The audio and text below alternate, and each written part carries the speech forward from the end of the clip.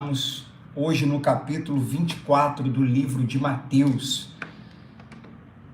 Estamos aí na reta final, né, do livro de Mateus. Tivemos esses últimos 3 capítulos fortíssimos, um confronto, um combate de Jesus, do próprio Jesus com o sistema religioso, com a liderança religiosa na época. Vale a pena, se você não acompanhou, acompanhe com toda atenção esses últimos capítulos 21, 22 e 23.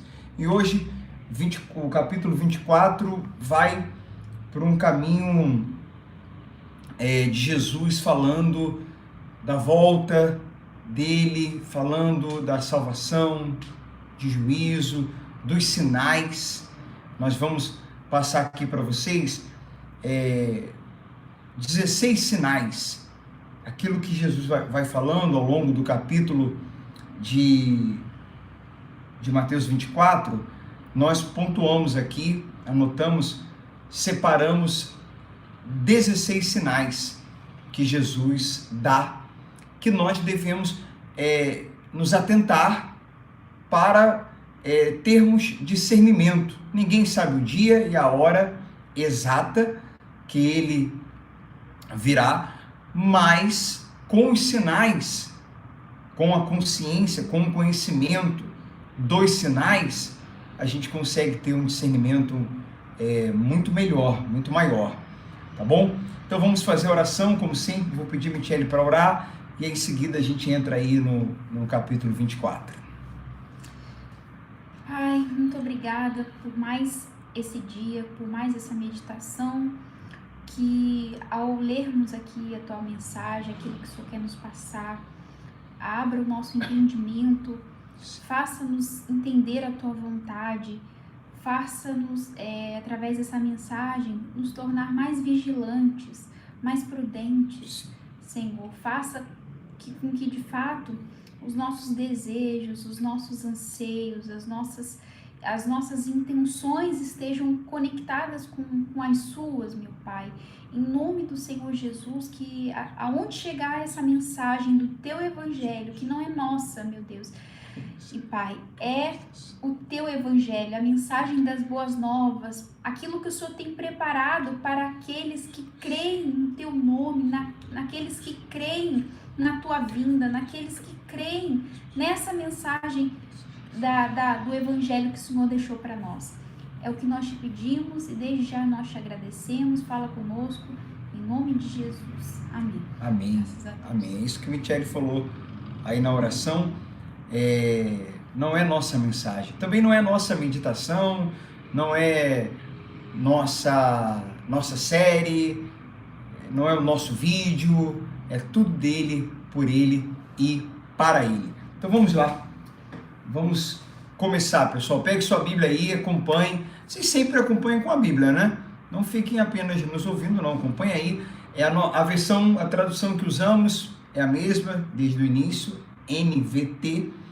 E se você estiver usando uma outra tradução, as palavras, algumas são realmente diferentes, porque a NVT é uma linguagem mais atual, porém bem respeitada, porque ela embora atual, é conectada com o original, né? É uma versão, uma tradução boa. Indico para todos que estão aí nos acompanhando. Vamos lá. Jesus fala de acontecimentos futuros. Quando Jesus saía da área do templo, seus discípulos lhe chamaram a atenção para as diversas construções do edifício.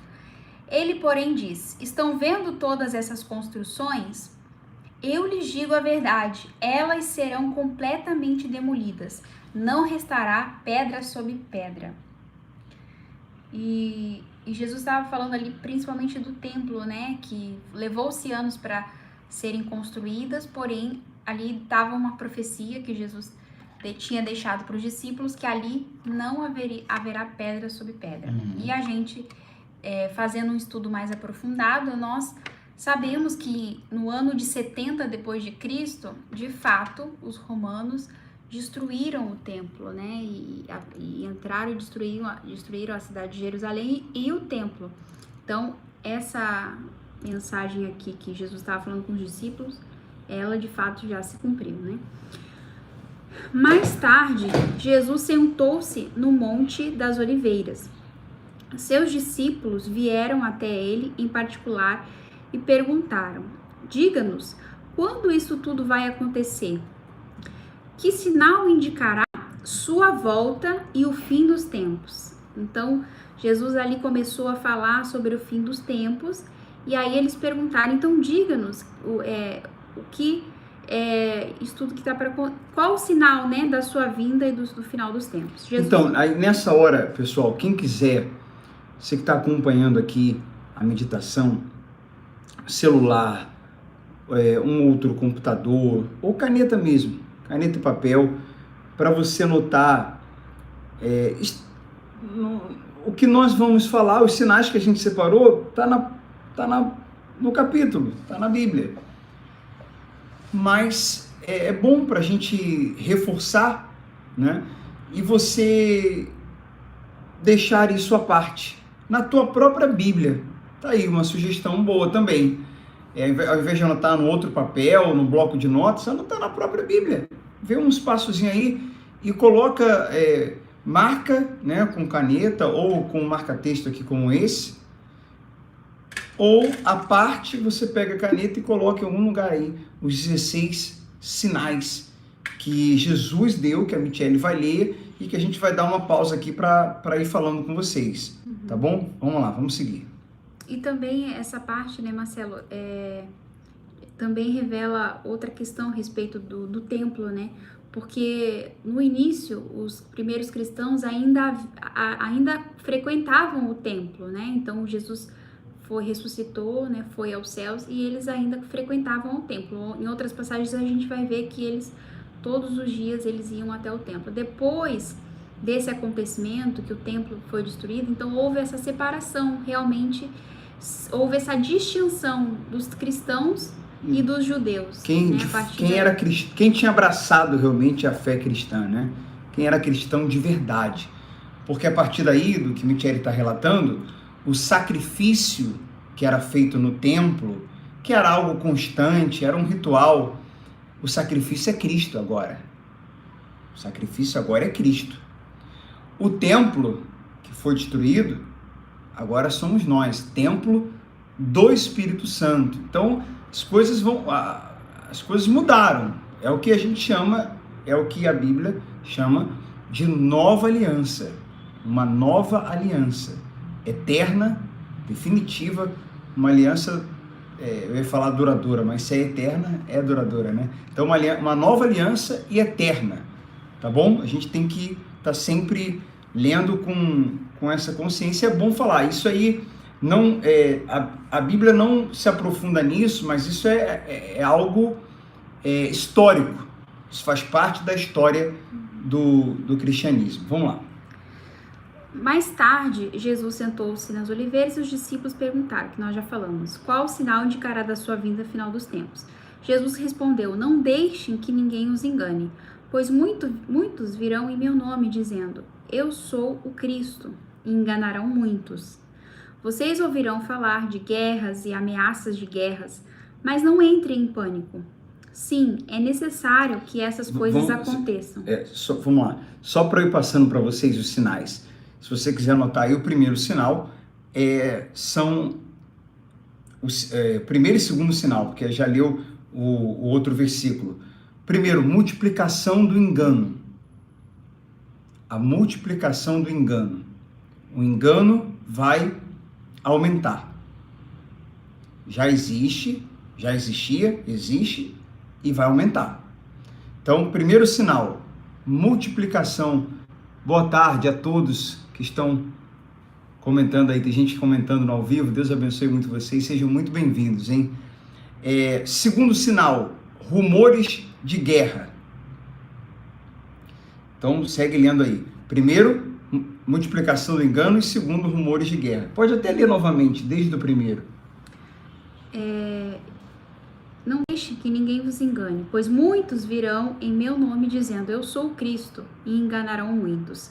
Vocês ouvirão falar de guerras e ameaças de guerras, mas não entrem em pânico. Sim, é necessário que essas coisas aconteçam, mas ainda não será o fim. Mas isso é importante. É necessário que essas coisas aconteçam, mas ainda não será o fim. É bom destacar isso porque tem muita gente que trata como o fim. O fim está chegando. Ou então estamos vivendo o fim. E aí há uma diferença, biblicamente falando, do fim dos tempos com o princípio das dores. A gente tem que saber diferenciar isso. Ele está falando aqui dos acontecimentos futuros e a gente vai ver isso mais para frente, vai ficar mais claro ainda, o princípio das dores, né? É necessário que essas coisas ocorram, mas ainda não será o fim. Uma nação guerreará contra outra, e um reino contra o outro. Haverá fome e terremotos em várias partes do mundo. Terceiro sinal, dilemas sociais. Anote aí, terceiro sinal, dilemas sociais, muitos dilemas, muitos problemas no campo social. Quarto sinal, fome. Fome. Quarto sinal, fome. Vamos seguir.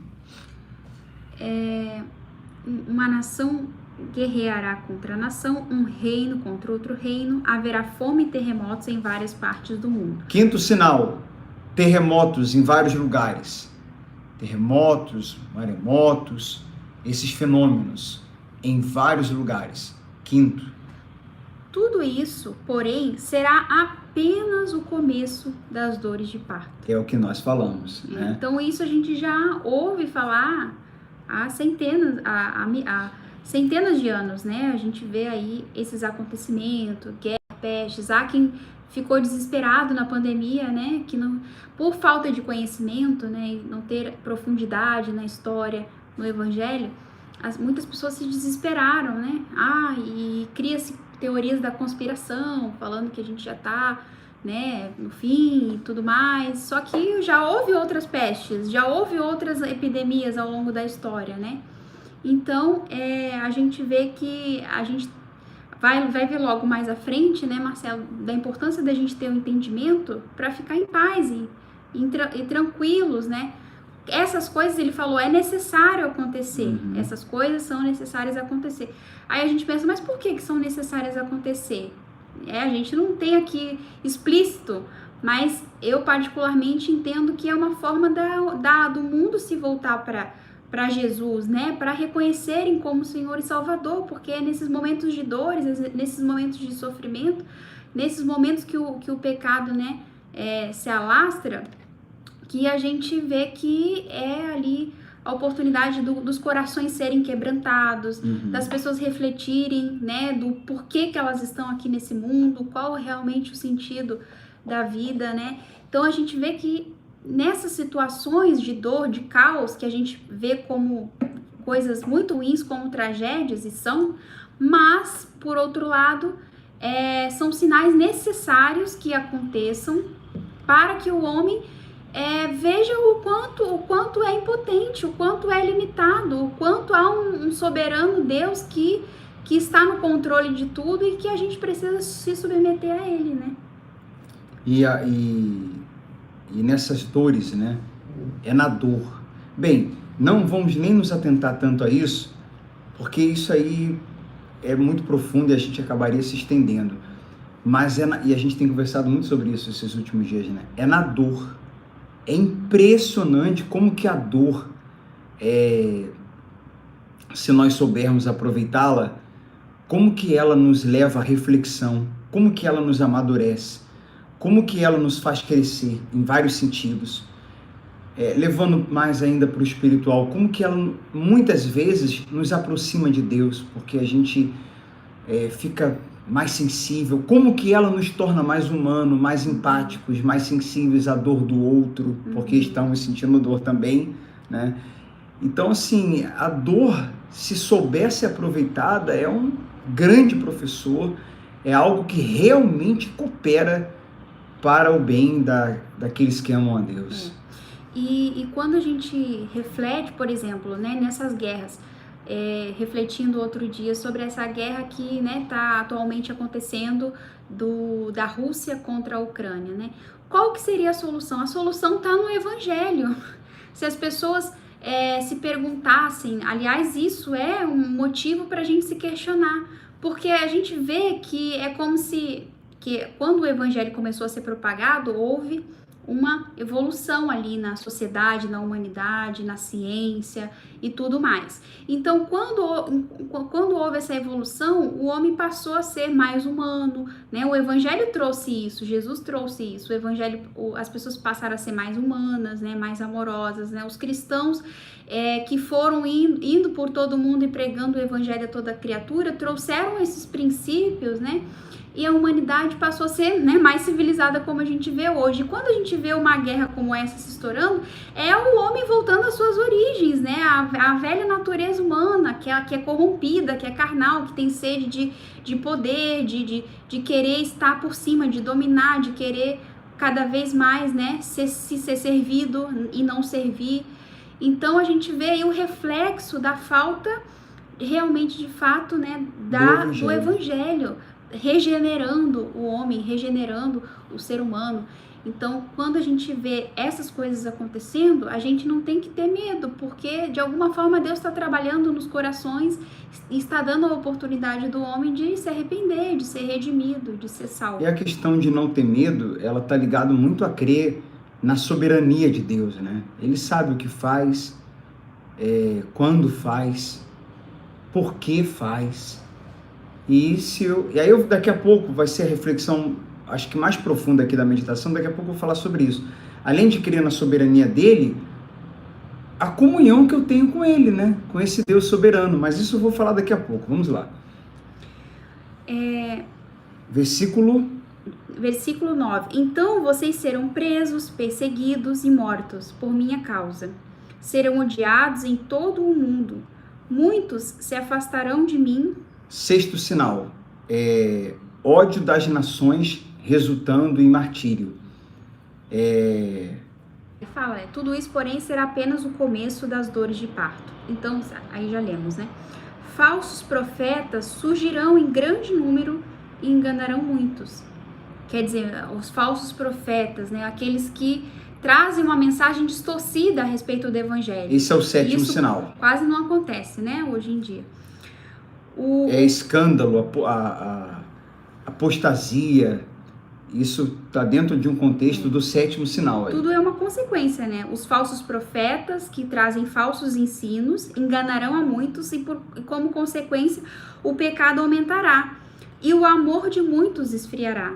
Então, por causa, algumas passagens falam, né? Por se multiplicar a iniquidade, o amor de muitos esfriará, que é o aumento do pecado, né? O aumento das tragédias, o aumento de um matar o outro, um se degladiar com o outro, aquela coisa toda, traição, enfim, rebelião, idolatria, tudo isso, o aumento do pecado. Deixa eu só corrigir aqui, que a gente tá indo e acaba, só para manter aqui a sintonia, o sétimo sinal é escândalo, a apostasia. O oitavo sinal, o sexto, ódio das nações. Sétimo, escândalo, apostasia. Oitavo, o ódio uns aos outros.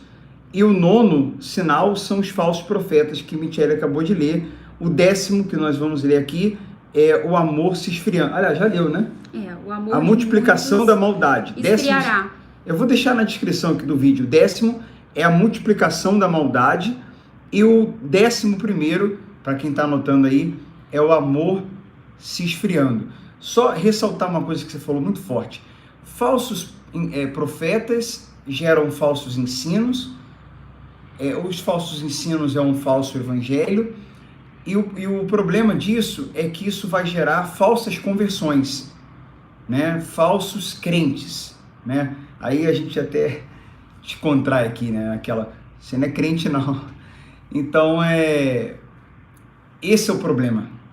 Esse é um grave problema, porque essa falsa conversão ou essa pessoa que não é cristã de verdade, isso tem uma raiz, tem todo um contexto por detrás disso, como a gente sempre fala. E a raiz disso começa lá no falso profeta que profere falsos ensinos. Então isso foi combatido por Jesus, foi avisado por ele, foi combatido por Paulo, foi combatido por homens sérios, corajosos, de verdade, de Deus. Todos eles não deixaram isso de lado. Todos eles combatiam. Todos eles. A exemplo de João Batista que veio, só que o seguinte, eles pagam o preço de serem mal interpretados, de acharem que estão se excedendo, né, ou que é algo pessoal. É como a gente eu conversava ontem com o Michele, a gente tem falado bastante sobre isso, a gente estava atendendo, conversando ontem, batendo um papo, não era nem um atendimento, foi um bate-papo com um casal, até mais tarde, depois que terminou o culto da noite, e a gente estava falando sobre isso. Nós temos buscado, agora eu vou abrir um pouquinho aqui o coração e compartilhar com vocês algo bem profundo. Michele e eu, nós temos buscado em Deus a vontade dele, né? A direção dele, o que ele quer. A gente vem buscando isso sempre, mas e o detalhe, esse negócio de você pedir para Deus o que ele quer,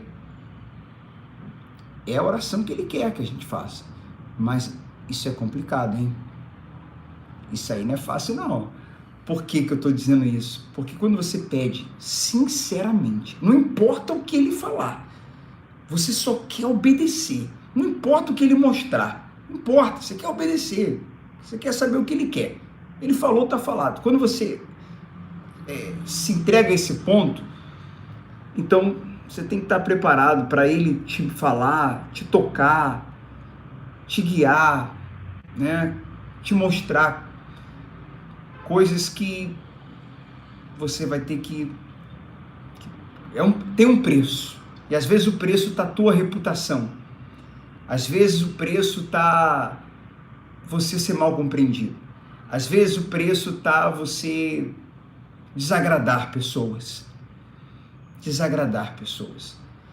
É porque é na contramão do mundo, né? Sim. É na contramão da maioria. Isso. É na porta estreita mesmo. E na contramão da religiosidade, como Jesus sempre andou. É porque o mundo é um espírito, né? Não é só a questão do espaço físico, né? Da porta da igreja para fora. O mundo é um espírito, um mundanismo, um espírito mundano. E ele pode estar na rua, pode estar nas igrejas, está em todos os lugares. E a gente tem que ir na contramão desse espírito. Sim. E a gente só vai ir na contramão se a gente realmente estiver vivendo de acordo com o evangelho genuíno. Exato. Então nós, com esse entendimento, com essas orações, pedindo para Deus falar, mostrar, nós tínhamos 4 opções, digamos assim. Bem rápido aqui. Primeira opção, a gente continuar como estava. Segunda opção, a gente tomar a decisão que tomamos de fechar um ciclo, iniciar um outro, ressignificar, recomeçar. Porém, se continuarmos... uma outra opção era a gente viver sem pregar o evangelho. Pregando assim, esporadicamente, não cumprindo o chamado em tempo integral. Então essa era uma outra opção. Primeira, continuar... Vamos para 5 então. Continuar como está. A segunda, viver a vida pregando o evangelho esporadicamente, não em tempo integral. Terceira opção, a gente pregar, fazer um trabalho, implantar uma igreja, pregar igual a antes, igual a como sempre foi. Quarta opção, fazer diferente, fazer conectado com o evangelho, não desaprender, aprender corretamente, para ensinar corretamente, mas não combater falsos ensinos. Só falar da palavra, só falar da palavra de Deus, tranquilo, e seguir falando da palavra de Deus, sem falar dos falsos ensinos, sem tocar em assuntos delicados, sem combater ensinos errados, doutrinas equivocadas.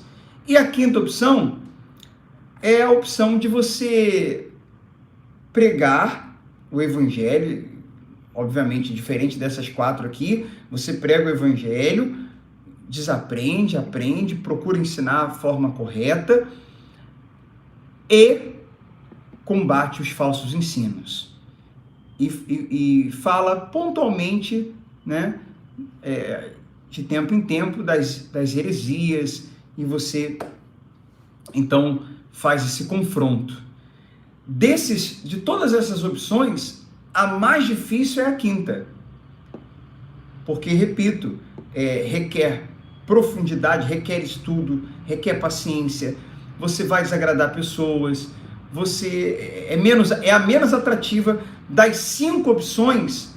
A que menos agrada as pessoas é essa aqui. A menos atrativa, a que mais atrai pessoas numa implantação de igreja, é essa aqui. Mas foi pela carne, eu não escolhi essa aqui de jeito nenhum.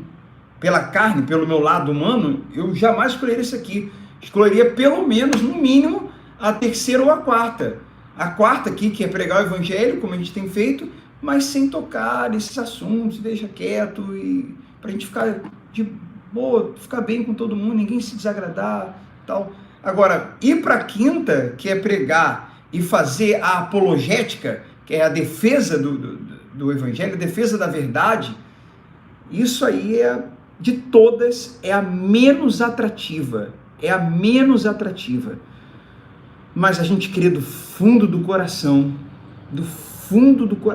que é exatamente o que Deus espera, o que Ele nos impulsionou, que é o centro da vontade dele. Quando a gente olha para João Batista, olha para Jesus, olha para Paulo, olha para os apóstolos, a gente vê eles seguindo exatamente essa quinta opção aqui. Pregar e, acima de tudo, viver, que é o mais difícil de tudo, né? Pregar é mergulhar no evangelho, o nome aqui é mergulho no evangelho. Mergulhar é ler, reler, ouvir, e pregar, anunciar e principalmente encarnar e defender. Tudo isso é o mergulhar e defender e fazer a apologética. Pecado, versículo 12. O pecado aumentará e o amor de muitos esfriará, mas quem se mantiver firme até o fim será salvo, que de fato viver na prática, né? Como a gente falou. Esse firme até o fim, ele fala que o amor vai se esfriar. Depois fala, quem perseverar até o fim será salvo. Então, quando a gente conecta esse versículo com o versículo anterior, perseverar no amor, porque o mundo amor vai se esfriar e a gente está percebendo isso. As pessoas estão olhando mais para si, porque, quer dizer, não adianta me preocupar com o outro, porque o outro é mau e tudo mais. Ela cada vez vai olhando mais para si, se preocupando mais consigo, né? E não vivendo esse amor, não amando o próximo. Então é nessa perseverança que a gente tem que se manter, continuar acreditando, continuar amando, continuar sacrificando. Tô olhando pro outro lado. Então é nesse amor que Jesus fala, né? Mas aquele que perseverar será salvo. E por causa desse amor, as boas novas a respeito do reino serão anunciadas em todo o mundo, que é esses que perseveraram no amor, né? 12º sinal, o evangelho do reino pregado em todo o mundo. 12º sinal. Eu não sei, pessoal, teve uma hora aqui, confesso, que a Michele foi seguindo os versículos, eu não passei, não teve uma sintonia dos sinais, mas depois eu repeti. Não sei se te confundiu, em algum momento aí se perdeu, mas novamente eu digo que eu vou deixar na descrição do vídeo, tá? Depois, qualquer coisa também é só me pedir que eu te mando os sinais direitinho, eu tenho anotado aqui. E as boas novas a respeito do reino serão anunciadas em todo o mundo para que todas as nações as ouçam, e então virá o fim. Então, esse é o último sinal, né? As boas novas do reino serão anunciadas em todo o mundo para que todas as nações as ouçam, então virá o fim. Que a gente vê esse sinal aí se cumprindo mais do que nunca, né? Com o surgimento da internet. Há 15 anos atrás, a gente não tinha essa conexão, né, com o mundo todo como nós temos hoje, né? Essa oportunidade, essa liberdade sem fronteiras, né, da gente poder pregar, porque pessoalmente havia esse risco, né, muito grande. Como existem lá no Oriente Médio pessoas que pregam o evangelho e são mortos, né, são degolados, tem a cabeça arrancada. A gente vive hoje a perseguição aos cristãos, aos missionários em lugares assim difíceis. Mas com a internet, a gente vê que a mensagem do reino tá sendo alcançada, tá alcançando essas pessoas que até então não havia alcançado. E esse era o meu entendimento, né? Quando você falou para mim, posta. A gente já falou algumas vezes sobre isso. Na pandemia, a internet na pandemia era a grande chance de você levar a palavra. Então, com esse entendimento, a gente colocava trechos, né, de mensagens, mas aí, no momento da pandemia, onde estávamos, havia uma ordem ali, ou quase que uma ordem, para não colocar mensagens na internet. Uma proibição, né? Não é para botar, ninguém está colocando, e cuidado, porque eu estava colocando, então me disseram assim, cuidado para você não ser repreendido, cuidado para você não sofrer uma retaliação, não ter uma punição. E aí, Michele, que é essa pessoa que vocês veem aí, quem convive sabe também que ela é tranquila, né? Bem pacífica, bem tranquilona. Até a Michele ficou revoltada, né? Quando passamos por isso, porque ela ouviu, né? Então eu lembro que eu estava no quarto, ela veio da cozinha assim, andando mais rápido, quase correndo. Ela falou, como é que é? Eu falei, não, tá... falaram aqui que não é para botar a mensagem. Ela, mas a palavra de Deus? Eu falei, então, é um absurdo isso, né? Ela, poxa, mas na pandemia, eu falei, exatamente, é por isso que eu tô colocando. Ah, não. Aí ela, como nunca, né, ao invés de falar assim, é bom... Porque entramos para... não, só completar. Ao invés dela falar assim, é bom, não coloca não, vamos evitar problema aí, né? Tipo assim, vamos agradar novamente, mais uma vez, vamos agradar as pessoas, vamos deixar de ser quem somos, deixar de fazer o que sabemos que é correto, o que Deus quer, para poder se enquadrar o que pessoas querem. Novamente, dessa vez não. Dessa vez não foi isso que ela falou. Vamos evitar problema, deixa, não coloca não. Pelo contrário, ela falou, coloca, posta. Na pandemia, o que mais as pessoas estão precisando de palavra, posta. As pessoas sensíveis, né, sem sair de casa, com a internet é uma ferramenta maravilhosa, principalmente nessa época. Porque é de se estranhar, né? Num lugar onde se supostamente entramos para pregar o evangelho e não podemos pregar o evangelho, independente da onde seja. A conta não fecha, né? Então, chegará o dia em que vocês verão aniquilado, versículo 15, chegará o dia em que vocês verão aquilo que, de fato, o profeta Daniel falou, a terrível profanação que será colocada no lugar santo. 13º sinal é a profanação do templo ou de Jerusalém. Pode seguir. Quem estiver na Judéia, fuja para os montes. Quem estiver no terraço do alto da casa, não desça para pegar suas coisas. Quem estiver no campo, não volte nem para pegar o manto.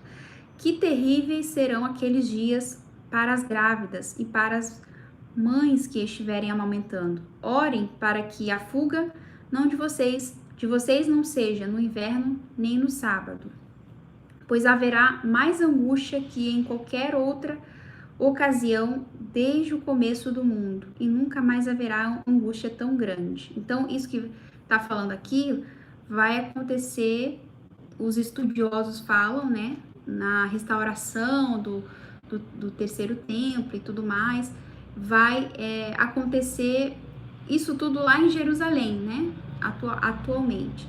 Então, isso aí é um estudo mais aprofundado, né, que o Marcelo falou, a gente não vai entrar nesse mérito hoje, mas depois, posteriormente, de repente, daqui a um tempo a gente entre, né? Então, ele tá falando, tá profetizando, né? Que terríveis serão grandes dias para as grávidas e para as mães que estiverem amamentando. Orem para que a fuga de vocês não seja no inverno e nem no sábado, pois haverá mais angústia que em qualquer outra ocasião desde o começo do mundo, e nunca mais haverá. De fato, se o tempo da calamidade não tivesse sido limitado, ninguém sobreviveria, mas esse tempo foi limitado por causa dos escolhidos. Então os dias, né, estão sendo abreviados, né, que ele fala aqui. Aí fala o falso Messias. Portanto, se alguém lhes disser, vejam, aqui está o Cristo, ou ali está ele, não acreditem. Então, assim, quando hoje em dia a gente vê muita idolatria, né, com respeito aos governantes, porque o governante vai ser o presidente, vai ser o Messias, é o que vai nos salvar, é o que vai nos tirar dessa situação. Então ele está falando aqui para a gente não dar importância a isso, porque existe só um Messias, o que realmente vai resolver toda essa situação de calamidade que a gente está vivendo aqui nesse mundo. Então a gente não tem que colocar nossas esperanças nos governantes, em A, B ou C, tanto faz se é de esquerda, de direita, são meros humanos, meros mortais, sujeitos à corrupção. Então a nossa esperança não está neles, a gente tem que votar, vai ter que escolher ali o menos pior, né? Na situação atual. Mas não coloque as suas esperanças de que, né, graças a Deus hoje vocês pregam a verdade, glória a Deus, é verdade. Então a gente não deve se apoiar, colocar nossas esperanças, nem idolatrar a nenhum governante aqui desse mundo, achando que ele vai ser o salvador da pátria, porque não vai.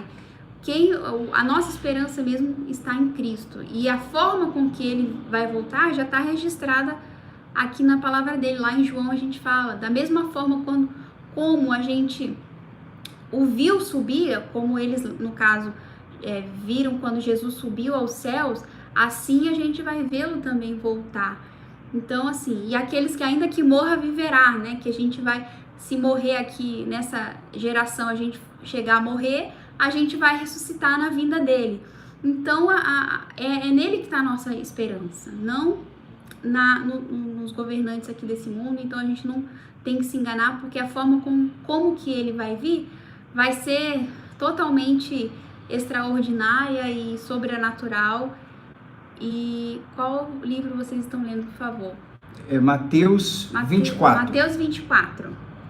Então é isso. Aí ele está alertando do falso Cristo, do falso Messias, né? Aí ele fala, não acreditem, pois falsos cristos e falsos profetas surgirão e realizarão grandes sinais e maravilhas, a fim de enganar, se possível, até os escolhidos. Vejam que eu vos avisei disso de antemão. Portanto, se alguém lhes disser, ele está no deserto, nem se deem ao trabalho de sair para procurá-lo. Então, assim, podem falar o que for, a gente nem tchum, como diz, né, o ditado popular. Nem se deem um trabalho de procurá-lo. E se disserem, está escondido aqui, não acreditem. Porque assim como o relâmpago lampeja do leste e brilha no oeste, assim será a vinda do Filho do Homem. Onde estiver o cadáver, ali se ajuntarão os abutres. Então ali, quem está morto espiritualmente, né, pode-se dizer o falso mestre, o falso profeta, mas as pessoas que vão até esses, Jesus está fazendo uma comparação aqui para, onde estiver o cadáver, ali se ajuntarão os abutres. Então, assim, e o relâmpago é de repente, mas ele é visível, né? Uhum, exato. É a vinda do Filho do Homem. Imediatamente depois da angústia daqueles dias, aí tem aqui os sinais, né, da vinda do Filho do Homem. Que de fato a gente vai ver, né? O sol escurecerá, a luz não dará luz, as estrelas cairão do céu e os poderes dos céus serão abalados. 14º sinal, abalo cósmico. Para quem está anotando aí desde o início. Então, por fim, aparecerá no céu o sinal da vinda do Filho do Homem. 15º sinal, o sinal do Filho do Homem. Um sinal do Filho do Homem. E haverá grande lamentação entre todos os povos da terra. Porque aí sim, todos vão ver, inclusive Israel, Jerusalém, vai ver realmente. E aqueles que já ouviam falar e não acreditavam, enfim, nessa geração no qual Jesus, vai voltar. E haverá grande lamentação entre os povos da terra. Eles verão o Filho do Homem... Esse capítulo é grande, hein? 24. Eles verão o Filho do Homem vindo nas nuvens do céu com poder e grande glória. Então não tem como a gente ser enganado, gente, sabendo dessa verdade? Não tem, porque ele vai vir do céu com todos esses acontecimentos. Ele enviará seus anjos com forte sopro de trombeta, e eles reunirão os escolhidos de todas as partes do mundo, de uma extremidade à outra do céu. Então, a gente vê aqui que isso é uma profecia, né, da vinda de Jesus, dos acontecimentos, e é aquilo, né, a gente que hoje vive nesse tempo, nessa época, a gente já viu outras épocas, da época de Moisés, da época dos profetas que anunciaram Jesus. Jesus veio, está registrado na história, não é uma historinha da carochinha, está registrado na história. Houveram muitas testemunhas oculares, houve um antes e um depois da humanidade, após a vinda dele e a ressurreição, né? Por isso que o calendário há antes de Cristo, depois de Cristo, porque houve uma revolução de fato na vinda dele. E muitas pessoas testemunharam ocularmente a sua ressurreição, a sua aparição depois da morte. E isso também foi registrado, né, pelos apóstolos.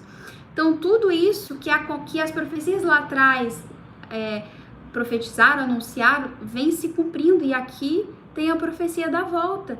Então, é algo que nós cristãos, resumindo, assim como se cumpriu as profecias do Antigo Testamento, um dia essa aqui também se cumprirá. Do que os profetas falaram, da mesma forma essas que Jesus profetizou sobre os acontecimentos futuros, né? Aí ele fala, né, versículo 32, agora aprendam a lição da figueira. Quando os ramos surgem e as folhas começam a brotar, vocês sabem que o verão está próximo. Da mesma forma, quando virem todas essas coisas, saberão que o tempo está próximo. Só um detalhe aqui. Isso aí a gente tem que ressaltar. Todas essas coisas, não algumas coisas, não muitas coisas. Então nós formamos aqui, lendo o capítulo 24, que é um dos maiores de Mateus. Tem capítulo aqui com 28 versículos, e esse aqui tem 51, né? Por isso até está levando mais tempo. Nós formamos aqui, lendo o capítulo, 15 sinais até agora. 15 sinais. E aí ele diz aqui, nesse 33, da mesma forma, quando virem todas essas coisas, quer dizer, todos esses sinais que você tem anotado aí, que eu anotei aqui, que a gente já tem conhecimento, já sabemos quais sinais são. Então, quando todos os 15, todos os sinais que Jesus mesmo falou, aí a gente pode considerar que está realmente próximo. Porque o que acontece? Isoladamente, alguns desses sinais já ocorrem. Mas aqui está dizendo, para que isso aconteça, é uma geração, né, que vai ver simultaneamente esses sinais acontecendo. Então, será a nossa geração, será a sua geração, será dos seus filhos, seus netos ou dos seus bisnetos. A geração, né, que vê esses sinais de forma simultânea, todos eles acontecendo, é a geração que vai vivenciar isso aqui. É a geração que, quando ele, como um relâmpago, surgir aos céus, os vivos encontrarão com ele nas alturas e os mortos ressuscitarão. Quem é que estará vivo para ver isso? Eu não sei se eu vou estar naqueles que estão vivos para se encontrar com ele nas alturas, ou se eu sei que eu vou encontrar, né? Creio que vou encontrar. Seja vivo para encontrá-lo, ou seja alguém que já morreu, né? Que já morreu, mas que em Cristo foi salvo e vai ressuscitar também para esse encontro com Jesus, né? Da mesma forma, aí já lemos, né? E aí o versículo 34, que é o que ele falou. Eu lhes digo a verdade, essa geração certamente não passará até que todas essas coisas tenham acontecido. O céu e a terra desaparecerão, mas as minhas palavras jamais desaparecerão. Então, por isso que eu expliquei isso, porque está falando aqui, essa geração, essa qual? Aquela lá que Jesus estava falando? Não. E quantas gerações já passaram, né? A geração que vê todos os sinais acontecendo.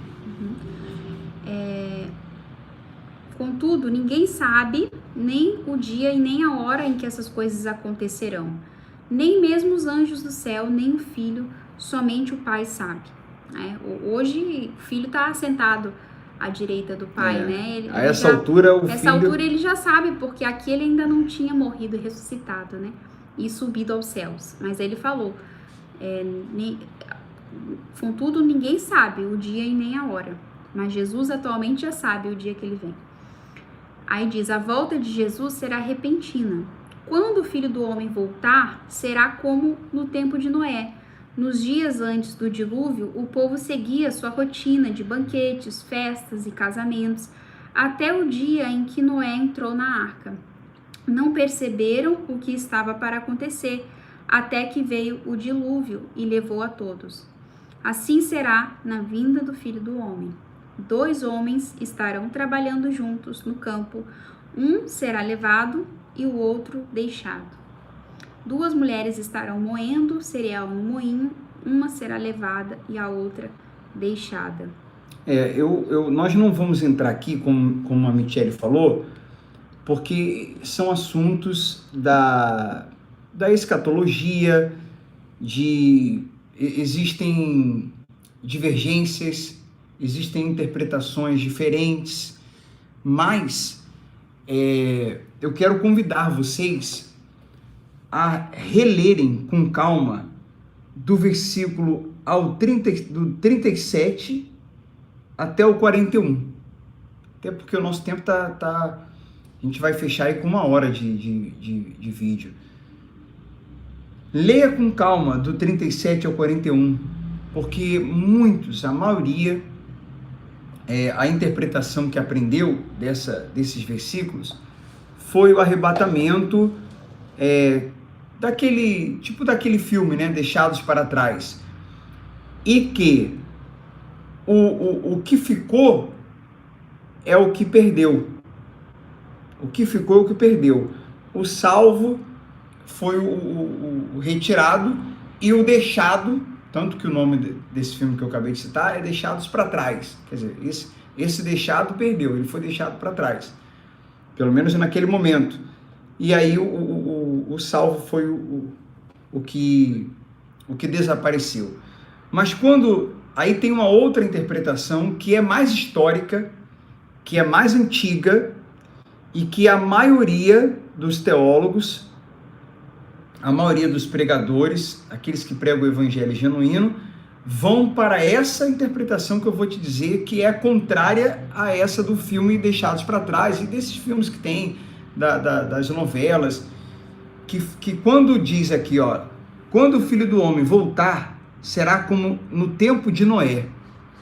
Que crê, né, essa teologia que o Marcelo falando, crê que nós vivemos já a grande tribulação há muitos anos, né? Crê que tudo isso que a gente já tem passado já faz parte da grande tribulação, só que, como nós lemos, né, vai vir de uma forma mais intensa, né, nos últimos dias, e a gente tem visto que o amor está se esfriando, e aí esses sinais cada vez irão se aumentar, né? Então essa teologia acredita nisso, né, que a gente já vive essa grande tribulação. Nos dias antes do dilúvio, o povo seguia sua rotina de banquete, festas e casamentos, até o dia em que Noé entrou na arca. Não perceberam o que estava para acontecer, até que veio o dilúvio e levou todos. Assim será na vinda do Filho do Homem. Então ele está falando, lembra do tempo de Noé, lembra que o povo estava vivendo como queria, sem se atentar para o que estava acontecendo, as pessoas estavam se perdendo, enfim. Exatamente como hoje. As pessoas pensando só no agora, pensando em curtir, pensando no prazer momentâneo, pensando na vida, vivendo de acordo com o curso desse mundo. E aí ele está dizendo, lembra do tempo de Noé, porque assim como nos dias de Noé, no tempo do dilúvio, assim será na vinda do Filho do Homem. E no tempo de Noé, o que aconteceu? A salvação, no caso de Noé que entrou na arca, foi de quem ficou. Quem ficou? Os que foram, foi justamente aqueles que não... Então, é contrário a essa interpretação que muitos ouviram, aprenderam e até ensinaram. De quem, do filme Deixados para Trás, como eu disse, quem foi, se deu bem, quem ficou, se deu mal. Mas quando a gente lê aqui essa palavra com calma, respeitando o contexto, lendo versículo aqui por versículo, dá margem, e como dá, para essa interpretação. Para muitos, ela faz mais sentido que quem está se dando bem é quem está ficando. Né? Falando aqui nessa linguagem se dá bem, se dá mal, quem está ficando é que está se dando bem, como Noé. E quem está indo é que está se dando mal. Quer dizer, exatamente o contrário. Exatamente o contrário. Era bom a gente falar isso aqui para poder abrir porque se a volta, mente, né? Uma coisa para refletir, né? Se a volta de Jesus vai ser repentina e todo mundo vai estar vivendo como se um dia após o outro, como se nada tivesse acontecendo, então a gente pensa, né? Eu penso, né, particularmente, não faz sentido a gente estar no meio da turbulência ou no meio de uma pandemia, porque ali já está todo mundo esperto. Não, será que é agora que Jesus vai voltar e tal? E não, aqui tá falando que vai estar todo mundo distraído, igual nos dias do dilúvio, comendo, dando festa, casamento e tal, despreocupado, né? Quem não está vigilante, né? Então é aí que quando Jesus vai voltar, né? Como um ladrão que a Bíblia fala, né? Quando ninguém espera. Então, portanto, vigiem. Aí ele fala no versículo 42, portanto, vigiem, pois não sabem em que ocasião o Senhor virá. A gente não sabe que ocasião o Senhor virá e não sabemos quando iremos partir também desse mundo, né? Porque quando a gente parte é como se Jesus estivesse ali voltando pra gente, assim eu creio. E entendam isso. Se o dono da casa soubesse exatamente a que horas viria o ladrão, ficaria atento e não permitiria que a casa fosse arrombada. Estejam também sempre preparados, pois o Filho do Homem virá quando menos esperam. O servo fiel e sensato é aquele a quem seu senhor encarrega de gerir outros servos da casa e alimentá-los. Se o senhor voltar e constatar que o servo fez um bom trabalho, haverá recompensa. Eu lhes digo a verdade, ele colocará todos os seus bens sob os cuidados desse servo. O que acontecerá, porém, que se o servo for mau e pensar, meu senhor não volta tão cedo, tá demorando, né? Pode ter gente que, muitas pessoas nas gerações pensaram, né?